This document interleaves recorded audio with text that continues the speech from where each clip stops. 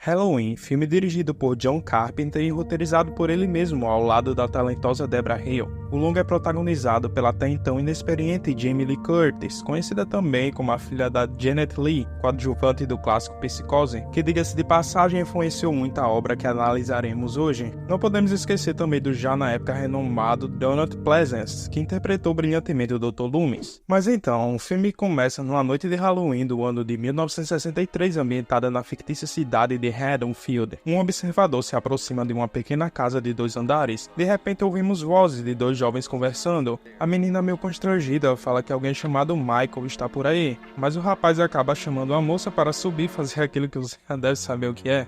Enquanto isso, o invasor continua perambulando pela casa sem pressa alguma. Ele pega uma faca na cozinha e se encaminha para a escada. Quando chega lá, o namorado da jovem já terminou o serviço. O rapaz vai embora e o Stalker sobe vagarosamente as escadas e coloca no rosto uma máscara de palhaço que estava caída no chão. Quando a jovem o vê, fica muito assustada, mas a figura misteriosa, sem remorso algum, já manda a garota de arrasta para cima e depois vai até a porta da casa. No mesmo instante, 2 pessoas chegam de carro e tiram a máscara dele e revelam a figura dúbia de uma criança com um semblante extremamente hesitante e sem sinais de arrependimento após ter tirado a vida de sua própria irmã.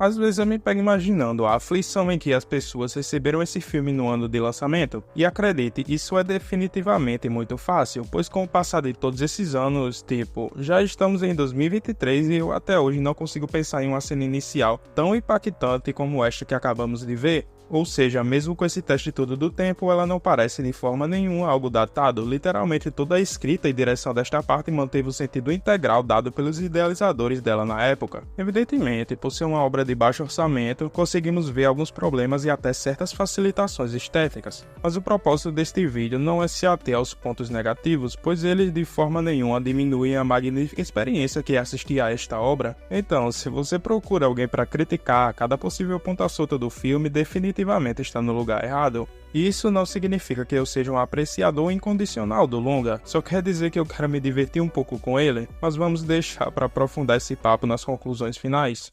Dado este adendo, acredito que a coisa que mais chama atenção nesta cena é a brilhante direção do John Carpenter. A forma que ele consegue administrar a cadência do pseudo plano sequência é genial, e é sem sombra de dúvidas uma coisa que se perde um pouco nos futuros filmes da franquia e até em outros slashers, que na maioria das vezes tem um aspecto frenético que chega a incomodar bastante. Em Halloween, o Carpenter parece tomar um caminho diametralmente oposto. O Michael aqui é mais uma espécie de stalker do que de um assassino propriamente dito. Essa cena representa bem isso, e a dinamicidade da direção ajuda a consolidar mais ainda essa visão. Nos primeiros momentos, o diretor conscientemente decide deixar as coisas mais lentas. Ele nos dá um tempo para entender um pouco a situação e imergir na história que ele quer nos contar. Depois da jovem jogar no vaso as reais intenções da figura que acompanhamos nos primeiros minutos é revelada, a partir daí o plano sequência começa a ficar mais caótico, e então ele finaliza com um marcante trecho dos pais confusos olhando parados para o garoto. A cena corta abruptamente e vamos ao ano de 1978, às vésperas do Halloween. 2 faróis surgem da escuridão. Dentro do carro estão um Dr. Loomis e uma enfermeira de sua confiança. Os dois estão conversando a respeito do Michael e como vão proceder no transporte dele, que tem como objetivo cumprir algumas ordenações legais. Aqui uma coisa interessante é que o psiquiatra sempre se refere a ele como uma coisa, uma forma, e não como um ser humano propriamente dito. Mas enfim, quando eles chegam no sanatório, um pessoal está solto próximo ao portão de entrada. O Dr. Loomis percebe que deu ruim e já sai do carro apressadamente. Só que o Michael consegue tirar a mulher do carro e depois entra nele para fugir do local. Outro corte, estamos desta vez no dia seguinte, 31 de outubro de 1978, o dia do Halloween. Neste momento nos é apresentada a protagonista do filme, Laurie Strode. Eu não conheço alguém que viu esse filme no lançamento, mas acredito que o pessoal fã de terror da época devia desconfiar muito que a Laurie, interpretada pela Jamie Lee Curtis, seria uma falsa protagonista, tendo em vista o papel de sua mãe no suspense hitchcockiano Psicose. A Laurie está indo à escola, daí seu pai, que é um corretor de imóveis, pede para ela deixar a chave na residência dos Myers. documentos debaixo do tapete para a pessoa que iria ver a casa. No caminho, a jovem ainda encontra o simpático Tommy, que pergunta se ela vai poder cuidar dele à noite. A garota diz que sim, e eles caminham um pouco até chegarem enfim na casa dos Myers. Daí rola aquele suspense todo. O Tommy conta algumas teorias que rondam pela vizinhança a respeito do lugar, mas a Laurie, muito destemida, deixa a chave debaixo do tapete e vai embora com o menino. Depois nos é revelado que o homem já estava lá e acabou vigiando soturnamente a moça sobre a penumbra da casa abandonada. No meio disso, rola até uma cena do Dr. Loomis discutindo com o diretor do sanatório a respeito de quem era o culpado por tudo isso. Esse trecho não agrega muito ao todo, mas serve para indicar a quem está assistindo que o fato do Michael dirigir o carro não é um completo furo de roteiro. I'm wasting my time. Sam Haddonfield is 150 miles away from here. Now, for God's sakes, he can't drive a car. He was doing very well last night. Maybe someone around here gave him lessons. Voltamos a Laurie, ela está agora na escola. De repente ela vê um homem de máscara próximo à janela onde ela está, mas acaba desviando a atenção por um breve instante quando a professora faz uma pergunta, e ao olhar novamente para fora da sala de aula, o mascarado já sumiu, igual o dinheiro de quem apostou na Blaze. A cena como um todo é simplesmente uma das mais inteligentes do longa-metragem. A tensão é construída de uma forma incrível e até os recursos de metalinguagem são aplicados de um jeito espetacular, pois enquanto a professora fala ao fundo a respeito de um pensador que acredita em um destino estático e imutável, Laurie observa atentamente a figura estranha que ela enfrentará inevitavelmente no final de tudo. In Samuel's writing, fate is immovable, like a mountain. It stands where man passes away. Fate never changes. Com o objetivo de atender à cota de bullying que todo filme americano faz questão de cumprir, temos uma outra cena de escola. Só que agora na do Tommy, os meninos ficam zoando ele e até derrubam o garoto no chão. Todavia, quando saem correndo, eles dão de cara com o Michael, que se não bastasse já perseguir a Laurie e também está stalkeando o Tommy. No fim, ele nem faz nada contra ninguém, só fica observando tudo mesmo, assim como faz um predador antes de atacar sua presa. O Dr. Loomis, enquanto isso, está vendo o resultado de um acidente que ocorreu com um mecânico. O corpo não está à vista, mas dá para constatar que o Michael esteve envolvido nisso. Isso só se confirma quando o psiquiatra sai de cena e a câmera avança um pouco na vegetação e nós vemos o homem cheio de ketchup no corpo e indubitavelmente morto. A Laurie sai da escola com suas amigas depois da aula e elas se dirigem às suas respectivas casas enquanto jogam conversa fora. Eu realmente curto os diálogos das garotas, eles são de fato muito bons. A Deborah Hale realmente foi muito competente nesse aspecto. Até na inserção deles eu consigo ver um propósito claro.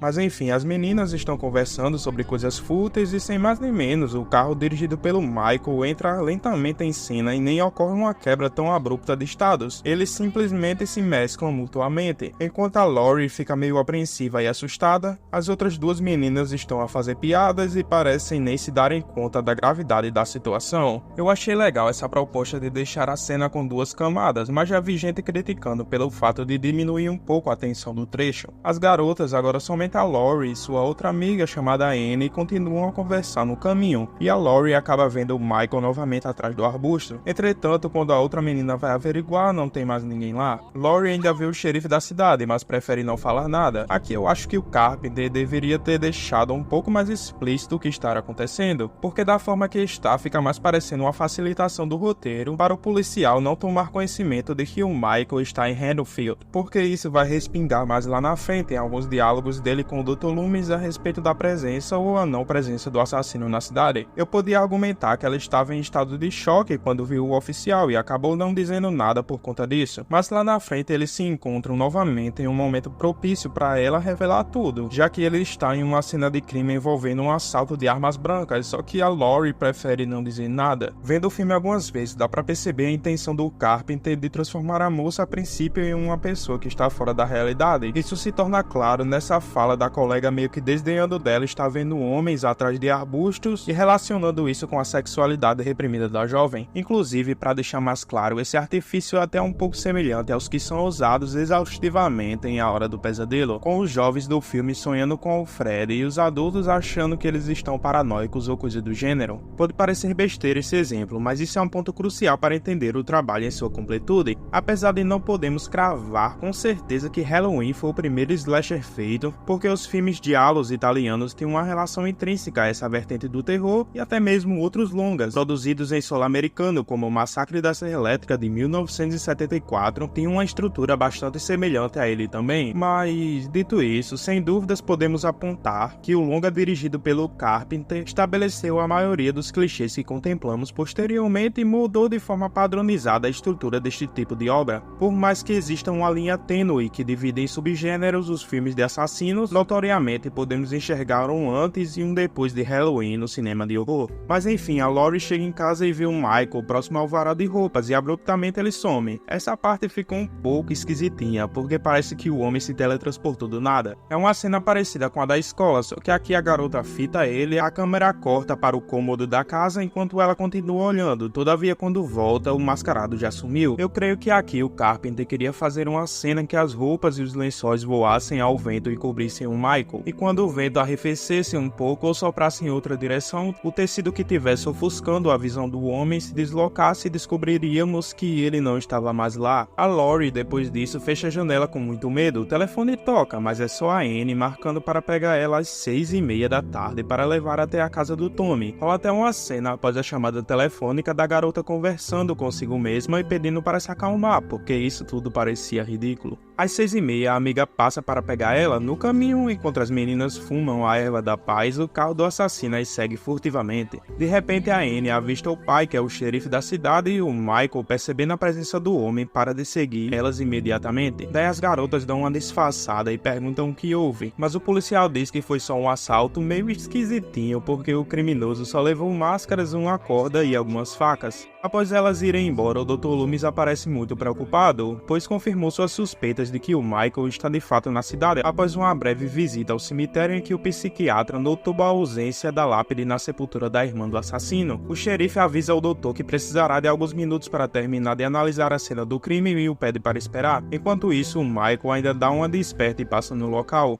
As garotas chegam no destino ainda perseguidas por Michael. A Laurie vai até a casa da direita e a Anne vai para a esquerda. Ambas vão trabalhar de babá à noite, enquanto a coisa as observa à espreita. O xerife e o Dr. Loomis no mesmo instante chegam na casa abandonada dos Myers. Eles investigam a residência e apenas o psiquiatra suspeita da presença do assassino, já que tem um cachorro morto logo na entrada. Ele também começa a descrever ao policial como Michael realizou o seu primeiro crime, mas de repente a calha cai e quebra a janela, assustando completamente o médico. Loomis, meio envergonhado, explica a razão de seu assombro e conta um pouco sobre como se comportava o Michael Myers.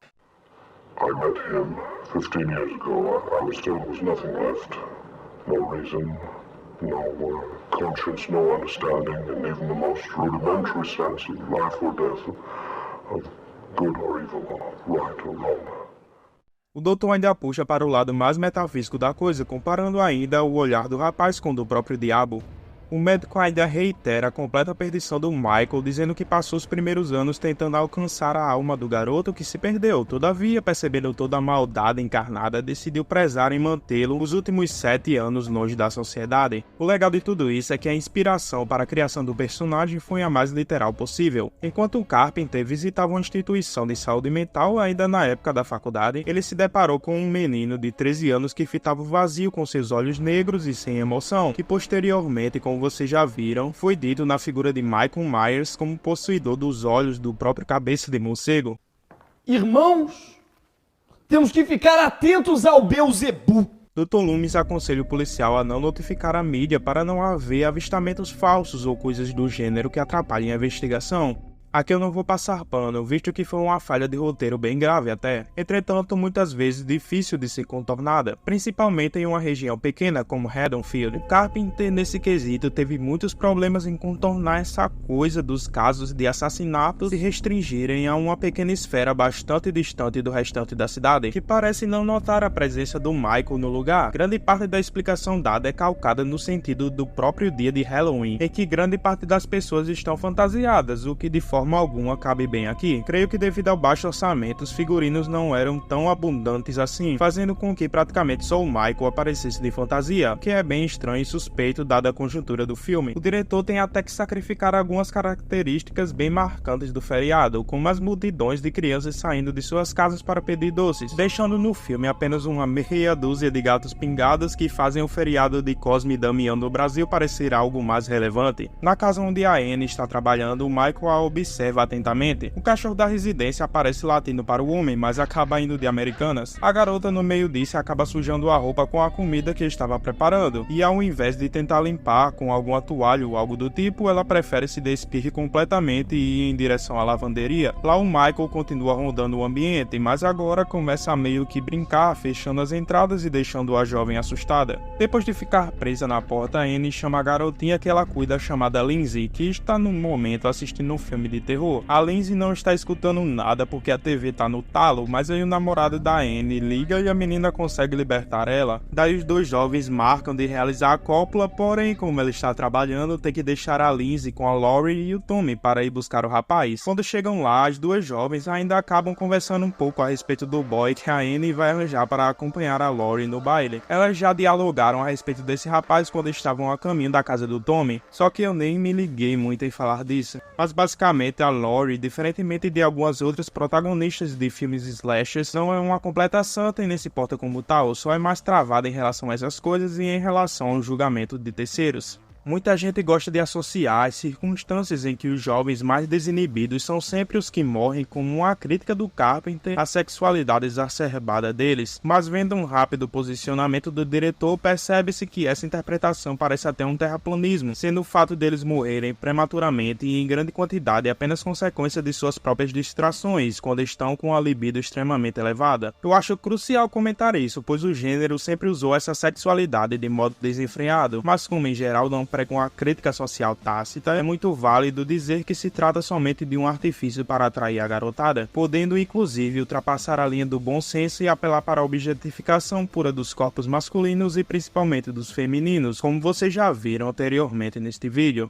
Quando a Anne entra no carro para ir buscar o namorado dela, o Michael mata a garota numa das piores cenas que eu já vi. O Tommy ainda vê o homem carregando o corpo de Anne e faz um estardalhaço. Mas a Laurie acalma o garoto e diz que ele está assustando a Lindsay e fica por isso mesmo. Todo mundo fica de boa e volta tudo ao normal. Vocês se lembram daquela outra amiga da Laurie que faz parte do grupinho dela junto com a Anne? Pois é, ela volta a aparecer com seu namorado para usar a casa dos pais da Lindsay para fazer aquilo. Eles veem que não tem ninguém em casa e já começam a fazer as coisas ali mesmo. Daí eles sobem e terminam o serviço lá em cima. Ele! O homem! Uma máquina! Uma besta enjaulada! O rapaz desce para pegar bebidas, mas o Michael acaba com a vida do rapaz, pregando ele na parede com uma faca, deixando-o estendido nela de uma forma que nem mesmo a Nazaré Tedesco conseguiria calcular a composição maluca dos vetores das forças envolvidas no caso em questão. O Michael, depois disso, se veste com um lençol para assustar a menina, que já vai de Americanas também. Essa cena é bem cômica porque a jovem ainda consegue ligar para a Laurie, mas ela acaba achando que é uma brincadeira ao confundir os gritos de dor com outra coisa. Achando estranha a repentina ligação, a Laurie vai averiguar como está a situação na casa ao lado. Ao chegar lá, os corpos das vítimas começam a se revelarem, de tal forma que parece que o Michael preparou tudo de modo a criar todo um ambiente propício para a protagonista ir aos poucos descobrindo os assassinatos. O Michael, após isso, dá uma facada, mas só consegue cortar superficialmente o braço da Laurie. Ela consegue fugir e pede ajuda na residência de um vizinho. Entretanto, ninguém atende por achar ser alguma pegadinha de Halloween. A jovem volta para a casa do Tommy. O Michael misteriosamente erra outro ataque e a garota consegue introduzir uma agulha no pescoço dele. Ele desmaia e a Laurie deixa a faca do assassino no chão, porque caso contrário o filme acabaria aqui mesmo. A moça vai ao encontro das crianças, todavia o Michael já a acompanhava por trás. Todo mundo se esconde. Ela derruba o homem, deixa a faca no chão novamente e depois instrui as crianças a procurar ajuda. O Michael ressurge novamente, mas desta vez o Dr. Loomis está lá e mete umas balas no assassino e ele cai à parte dos fundos da casa. Só que quando o psiquiatra vai observar, não há mais ninguém lá e o filme acaba depois disso.